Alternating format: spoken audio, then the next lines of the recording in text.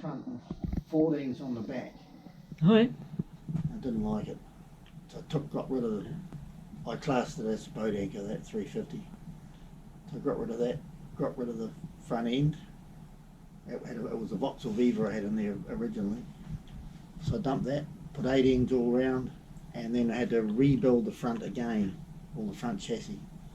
Had to rebuild all that to get the height right. Otherwise, it was going to be way high in the front. Yeah. Yeah. So what is the front suspension and brake setup in it now? It's L300 narrowed 80mm with L200 springs and homemade sway bar. Right. And the back end Is a 8.5-inch Mustang. So that's the Standard small, width. the small Mustang. Yeah, that's standard width. But I'm not doing high Yeah, horsepower, so and then you put the chassis through it. You built the chassis, I made the chassis. and it's because it's little and short. And it's been channeled 6 inches. When I was building the chassis, I chopped the floor out and channeled it 6 inches while I was doing it. So yeah, so when it's actually on the ground, it's going to sit low. About that far off the ground. 100, 130. Yeah. And after pulling the sheave out of it, you just happen to have the Lexus sitting around, or you got a car? I used to have a Lexus. Oh I yeah. used to own a Lexus. Was it a Sora or a LS? Lexus Sora. Yeah. Yeah, it was the limited edition, it was a 91, but it was a limited edition with the airbag suspension. So 31, a rear UZZ 31. Rear view cameras and all that sort of thing. Yeah, it was With lovely. with the leather interior. Yes. It was sunroof, all dark green. Oh yeah. With dark green windows. What? Yeah, it was a very cool little car. And that put me onto the Lexus, and I thought, man, I can't go past this. This is cool. Yeah. What? So I purchased that in Taupo, that motor, but it didn't come with all the goodies. Nah, back in those days you didn't get all the goodies. So it's I like didn't get bloody anything, mate. I've got a chopped up loom, I've got no ECU, I've got nothing. Anyways. We'll sort it. I'm here. We're all good. Absolutely. So I've come back over to Tauranga to check out this car. I was over a few weeks back and we got it running, but it wasn't running like it should. And it's a really cool little car. 1948 Ford Pop. Man painted himself, putting it together in his shed. And of course I'm here because it's got one of those in it. So we've sorted out some fuel system and a few bits and pieces and a couple of things in the wiring. And now, today, we're going to make it run properly, is our goal. So I'm going to get in and do some testing. And hopefully, by the end of today, it will be making all the correct noises. And this is the sort of stuff that a lot of guys over in New Zealand sort of get into, and actually all around the world. Playing in the shed, putting cars together, doing it their way, and turning out neat little projects. Right, PD, let's make it go. Battery connected. We got wipers going. Yeah, that was good. Keep turning off. Yeah. We're good now.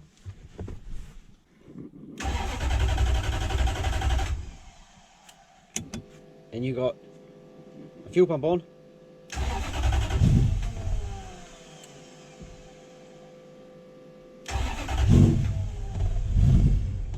Done.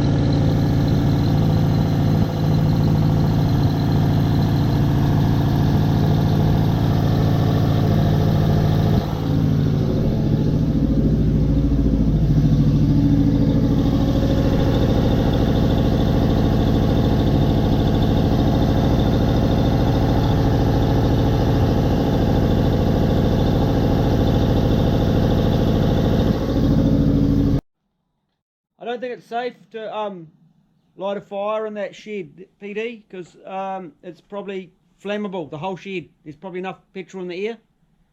My eyes are hurting. Okay, we've got 3 cylinders working.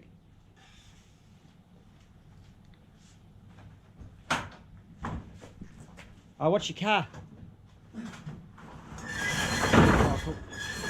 So we've got one on my side and 2 on your side, and it runs, which is quite phenomenal. Isn't it? I want to pop those injectors out. I want to do the test on the bench. It's like it's dumping heaps of fuel in. She is dumping fuel. Yeah, it's like it's dumping heaps of fuel, which it's been sitting for how long? Oh, more than 10. More than 10 years. So I bought spare injectors. I got known injectors. Let's put some in. I'm going to get them out. We're going to check them. We're going to test them on the bench. Well, we're sort of running out of options, really, aren't we? Well, that's where I'm at. Because I don't want to. I've got spare ECUs, of course. We've got that ECU that's been rebuilt. Well, that's my ECU in there now. Yeah, but it made no difference over the one that was stuffed. So I don't believe that's the problem. No. And it ran perfectly at my place. Yep. On my test engine. Yep. And sitting for 10 years. And it's not. See, I would often look at if it's a back 2 on one side and the middle 2 on the other. It's ignition related. Yep. But this one, it's 2 on the front of this side, 2 on the front of the other side. And then that's not even how the injectors appeared. And 1 on the back of this side. So it points towards something that's not ignition related. Well, there's so much fuel in there at the moment. Yeah, I'm picking it's just fucking dumping fuel in. Yeah, I agree. So injectors are the bit to do that. The computer worked fine on the bench, on my engine, that loom. So it points towards an injector type fault. Hence I bought spare injectors. We'll give it a minute to clear. Yeah, and my eyes to settle because, yeah, me and crying isn't so good at when they were just working on a car. I'm not very good at crying. No. Bang on. Yes. Yes. Just make sure. So that's airflow meter's good, and it's got the gauze in it now. Yes. So that's done. We know we've got fuel flow, fuel pressure. Yep. Igniters, even though they're loose, have got earths on them, so we know that. And I checked the cam and crank angle sensors. So that's all done. I'm going to take this off, eh? And we found those stuff leads, which you fixed. I've done. Yes, you will need to take that off. New plugs, new leads, all. Yeah, there's a chance these plugs aren't going to be very good by the time we're done. But I bought spares.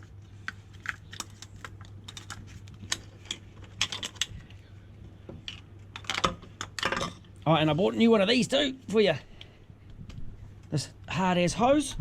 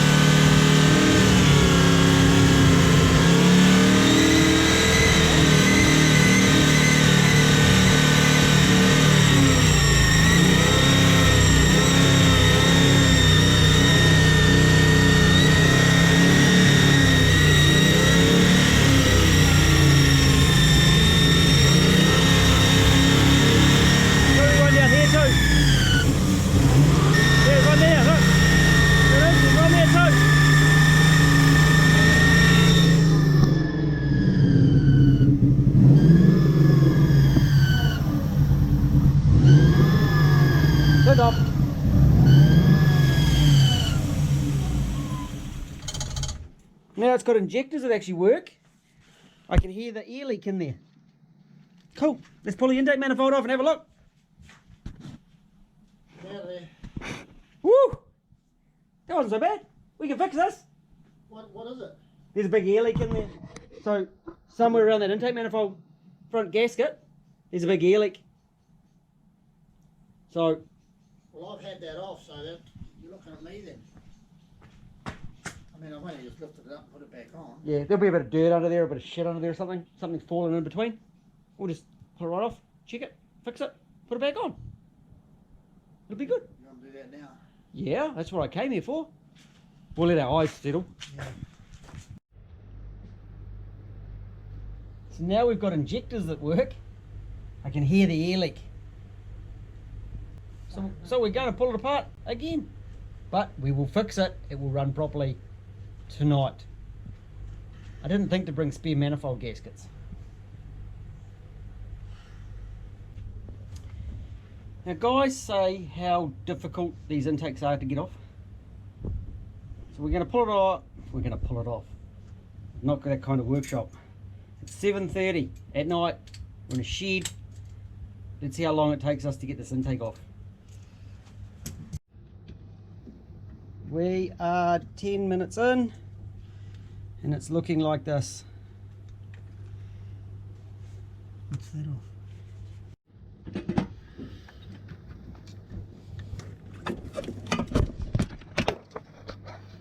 There is a side effect to taking the fuel off there, that we just have to feed it through. So we just put that out of there.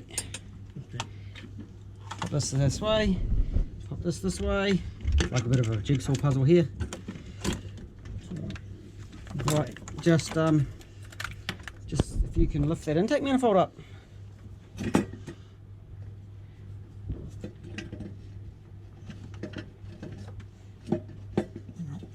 Yeah, so you that's it. And there's that nut we dropped. So it's counted in, counted out. And what time is it? 7:43. 13 or 17, 7:34. 14 minutes for two of us. So 28 man hours and minutes for one.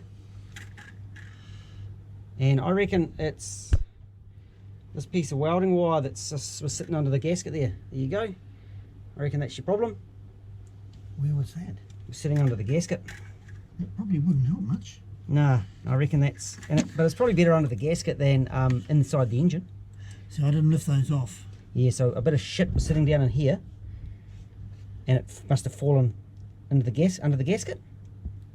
So let's turn that over and just see how clean it is. You can actually see... Look, you can see where it's been on there. Yeah. Had a bit of a dent. Flip it. No, it was sitting here. Look. That's where it was sitting. Right there. See the dents? Yep. Lucky it didn't go in the engine. Right, we can clean it, check it, put it back together. Shit, that's a neat looking loom. There's one of those little washers. See, that's why I'm not a fan of little washers, because they go everywhere. Yep. And that's why you couldn't get the bolts up top, because it was moving. Ideally, I'd put some new ones in. Yep. But no, it's 7:30. I'm an hour from home. I'm now probably going to give it a good wipe down and clean those rags. Oh, there's another one of those little washers. And this motor hasn't done much work, eh? No, it's only done about 100 k. I'd be surprised if it's even done that. Right, let's give it a wipe. We'll stick it back together. We've just spent 10 minutes cleaning. Gaskets are getting reused, which is not ideal, but given the circumstances, that's the choice we're making. We've just sat the intake back on. So let's see how long it takes us to get it to running again. Let's get into this. So we weren't going warp speed. 20 minutes later, it's back together. There were a couple of little tricky bolts, but no big drama. And this isn't ideal working conditions, funnily enough, in the night time in a shed with my second, certainly a set of B tools. But we got it done. Let's see if it runs.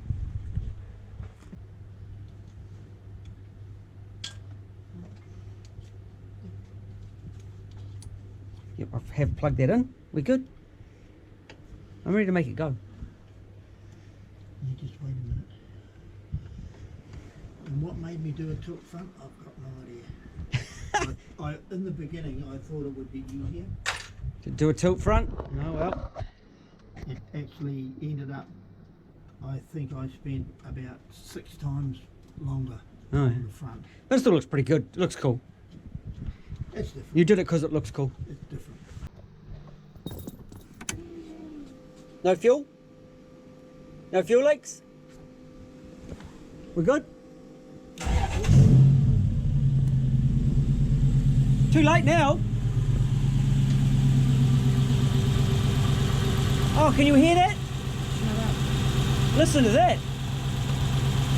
It runs. Woo-hoo-hoo!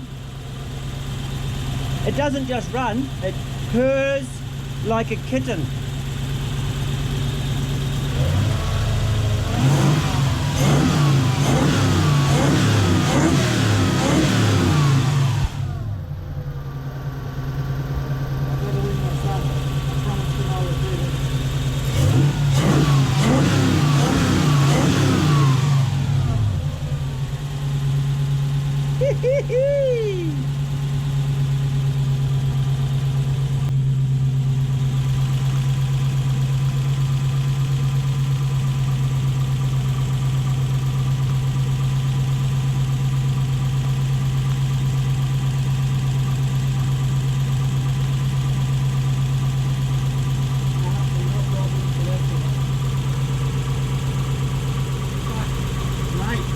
That heat wrap on the front makes a big difference to how much heat I can extract, eh?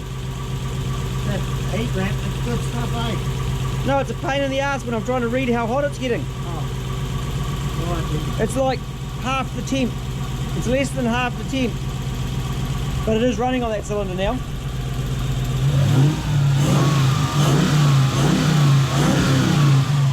And that's with your ECU? So that's with the running ECU, because I want to test that other ECU.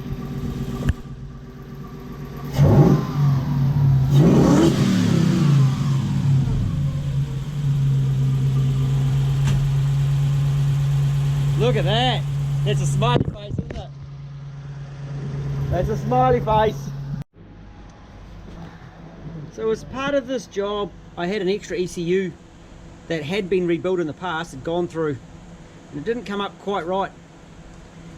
I sent it away again and it came back with this little note on it. And the little note reads, looked to be running batch fire, found broken track leading to IC on top board, great mission to find, fixed, test okay as far as we can. Do test on vehicle, cheers Ruben. So I'm going to test it now and see if it actually comes up okay. And then I can give the repairman a bit of a feedback of whether it works. And he always watches my videos anyway, so he's probably going to be interested in watching this video. So the repaired ECU is in.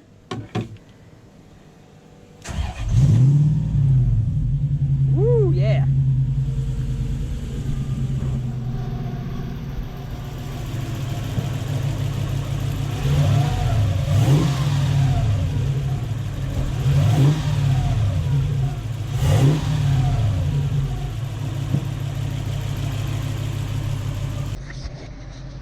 Thanks, Ruben. That one works. Runs just beautifully. Kick down switch. Because the cable is not a bloody kick down cable. So PD is mounting that under his accelerator cable.